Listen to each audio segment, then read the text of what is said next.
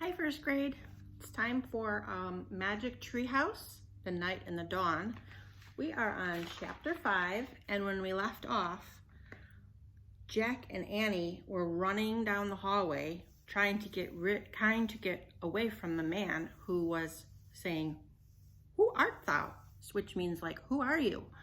So they're running away, trying to get away from him. Chapter 5 is called Trapped. "Come on," cried Annie. He raced behind her. Were they being followed?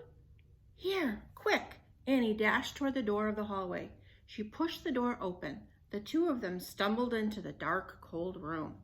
The door creaked shut behind them. "Give me the flashlight," said Annie. Jack handed it to her and she switched it on. Yikes! A row of knights right in front of them.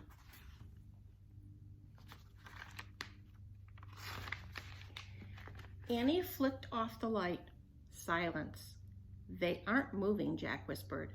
Annie turned the light back on. "They're just suits," Jack said. "Without heads," said Annie. "Let me have the flashlight a second," said Jack, "so I can look in the book."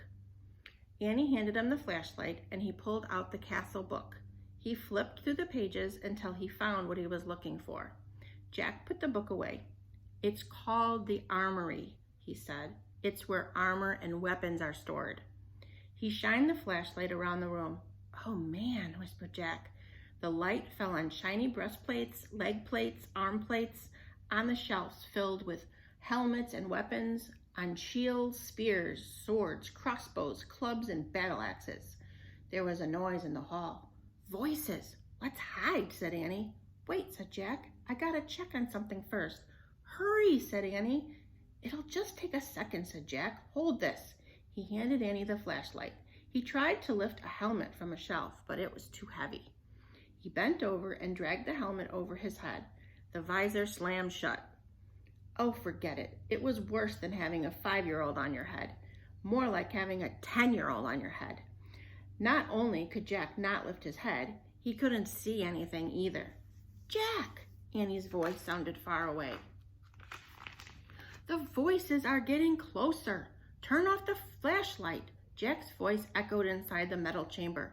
He struggled to get the helmet off. Suddenly, he lost his balance and went crashing into the pieces of armor. The metal plates and weapons clattered to the floor. See, there he is. Jack lay on the floor in the dark. He tried to get up, but his head was too heavy. He heard deep voices. Someone grabbed him by the arm. The next thing he knew, his helmet was yanked off. He was staring into the blazing light of a fiery torch. Chapter 6 is called Ta-Da! In the torchlight, Jack saw 3 huge men standing over him. One with very squinty eyes held the torch. One with a very red face held Jack. And one with a very long mustache held Annie. Annie was kicking and yelling. "Stop," said the one with the very long mustache. "Who art thou?" said the one with the very red face. "Spies, foreigners, Egyptians, Romans, Persians," said the squinty-eyed one. "No, you dummies," said Annie. "Oh, brother," Jack muttered. "Arrest them," said the red face. "The dungeon," said the squinty eye. The guards marched Jack and Annie out of the armory, and Jack looked frantically. Where was his backpack? "Go," said the guard, giving him a push. Jack went. Down they marched, down the long, dark hallway. Squinty, Annie, Mustache, Jack, and Red. Down a narrow, winding staircase. Jack heard Annie shouting at the guards, "Dummies! Meanies! We didn't do anything!" The guards laughed. They didn't take her seriously at all.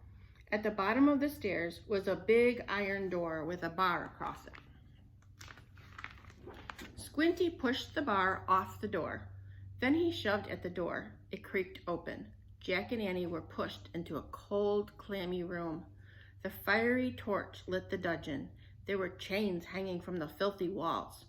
Water dripped from the ceiling, making puddles on the stone floor. It was the creepiest place Jack had ever seen. "We'll keep them here till the feast is done." Then turn them over to the Duke, said Squinty. He knows how to take care of thieves. There'll be a hanging tomorrow, said Mustache. If the rats don't get 'em first, said Red. They all laughed. Jack saw that Annie had his backpack. She was quietly unzipping it. Come on, let's chain the two of them, said Squinty. The guards started toward them. Annie whipped her flashlight out of the pack. Ta-da! She yelled. The guards froze. They stared at the shiny flashlight in her hand. Annie switched the light on, and the guards gasped in fear. They jumped back against the wall. Squinty dropped the torch. It fell onto the dirty puddle on the floor, sputtered, and went out. My magic wand, Annie said, waving the flashlight. Get down or I'll wipe you out. Jack's mouth dropped open. Annie fiercely pointed her light at one then the other. Each howled and covered his face. Why do you think that they're afraid of the flashlight? Do you think they've ever seen a flashlight before? She's a quick thinker. Let's see what happens. Down, all of you! Get down, shouted Annie. One by one, the guards lay down on the wet floor. Jack couldn't believe it. Come on, Annie said to him. Let's go. Jack looked at the open doorway. He looked at the guards quaking on the ground.